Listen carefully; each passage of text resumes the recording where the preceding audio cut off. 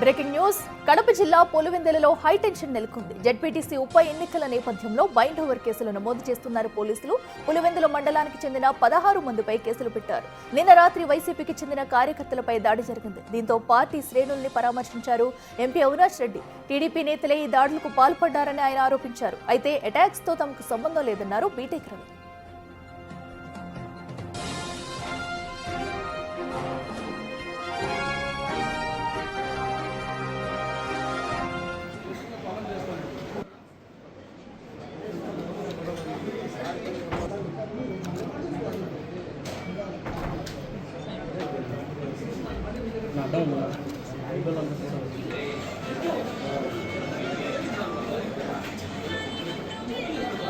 ఇదే అంశానికి సంబంధించి మరింత సమాచారం మా ప్రతినిధి శివ అందిస్తారు. శివ, చెప్పండి. ఇటు పులివెందులు అయితే వైసీపీ కార్యకర్తల మీద దాడి జరిగినట్టుగా కూడా తెలుస్తుంది, మరోపక్కన కేసులు కూడా నమోదవుతున్నట్టు తెలుస్తుంది. ప్రస్తుతం సిచ్యువేషన్ ఏంటి? అఖిల, పులివెందుల జెడ్పీటీసీ ఎన్నికల నేపథ్యంలో మాత్రం పులివెందులో ఉద్రిక్త వాతావరణం నెలకొందని చెప్పొచ్చు. ఎందుకంటే దీనికి సంబంధించి కూడా టీడీపీ వైసీపీ ఇప్పటికే హోరావరిగా ప్రచారం చేస్తున్నప్పటికీ కూడా దీని ప్రచారంలో భాగంగా టీడీపీ వైసీపీ మధ్య నిన్న రాత్రి తీవ్ర ఘర్షణ చోటు చేసుకుని దీనికి సంబంధించి కూడా వైఎస్ఆర్ కాంగ్రెస్ పార్టీ కార్యకర్తలపై టీడీపీ వాళ్ళు దాడి చేశారంటూ కూడా వైఎస్ఆర్ కాంగ్రెస్ పార్టీ ఆరోపిస్తున్నారు. ఈ దాడిలో మాత్రం వైఎస్ఆర్ కాంగ్రెస్ పార్టీ చెందిన 2 వ్యక్తులకు తీవ్ర గాయాలై వారందరూ కూడా పులివెందులో స్థానిక ఒక ప్రైవేట్ ఆసుపత్రిలో చేరారు. దీనికి సంబంధించి కూడా ఎంపీ అవినాష్ రెడ్డి కూడా ఘటనా స్థలాన్ని చేరుకోబట్టి ఎవరైతే ఎదురు గాయపడారో అతన్ని పరామర్శించారు. దీనికి సంబంధించి ఆయన కొంచెం తీవ్ర వ్యాఖ్యలు చేశారు.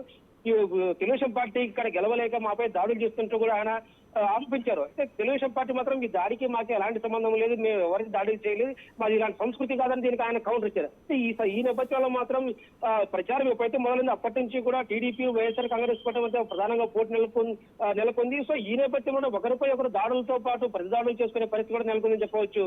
అఖిల, అయితే శివ, అటు అవినాష్ రెడ్డి చేసిన వ్యాఖ్యలను అయితే కూడా బీటెక్ రవి అయితే ఖండిస్తున్నారు. ఇది మేము చేయలేదంటూ కూడా ఆయన చెప్పుకొస్తున్నారు. అయితే ఈ దాడులు ఎవరు చేసినట్టు, దీనికి సంబంధించి డీటెయిల్స్, కేసు ఏమన్నా నమోదు చేశారా? పోలీసులు ఏమన్నా ఇన్వాల్వ్ అయ్యారా? దీనికి సంబంధించి కూడా ఇప్పటికే పోలీసులు విచారణ చేపట్టారు. ఎవరైతే గాయపడ్డారో వాళ్ళందరినీ తెలుసుకుని వారికి సంబంధించి స్టేట్మెంట్ రికార్డ్ చేసి 16 మందిని అదుపులో తీసుకున్నట్టు తెలుస్తుంది. అయితే ఎవరు దాడి చేశారో ఏంటనేది కూడా పోలీసులు ఇప్పటికీ నిర్ధారించలేదు. కొద్ది అనుమానితులు మాత్రం అదుపులో తీసుకున్నారు. ఘటన జరిగిన ప్రాంతంలో సీసీ కెమెరాలు లేకపోవడంతో అది తెలుగుదేశం పార్టీ కార్యకర్తలు దాడి చేశారా లేదా ఇంకెవరైనా వాళ్ళ వ్యక్తిగత కారణాలతో వారిపై ఎవరైనా దాడి చేశారని తేలాల్సి ఉంది. దీనికి సంబంధించి మాత్రం ఇప్పటికే బీటెక్ క్లారిటీ ఇచ్చారు. మా కార్యకర్తలు ఎవరు దాడులు చేయలేదు, మాకు అలాంటి పరిస్థితి అవకాశం కూడా లేదు, మేము ఎన్నికల ప్రచారంలో ప్రశాంతంగా సాగిపోతున్నాం, మాకు వైఎస్ఆర్ కాంగ్రెస్ పార్టీతో దాడి చేసే అవసరం కూడా లేదని ఇప్పటికే చెప్పారు. అదే శివ, జెడ్పీటీసీ ఎన్నికల ప్రచారంలో భాగంగా ఇప్పుడు ప్రస్తుతం పులివెందులో సిచ్యువేషన్ ఎలా ఉంది? పోలీసులు ఏమైనా ఆంక్షలు విధించారా? సో ఎవరికైనా ఏమైనా ఆంక్షలు పెట్టారా?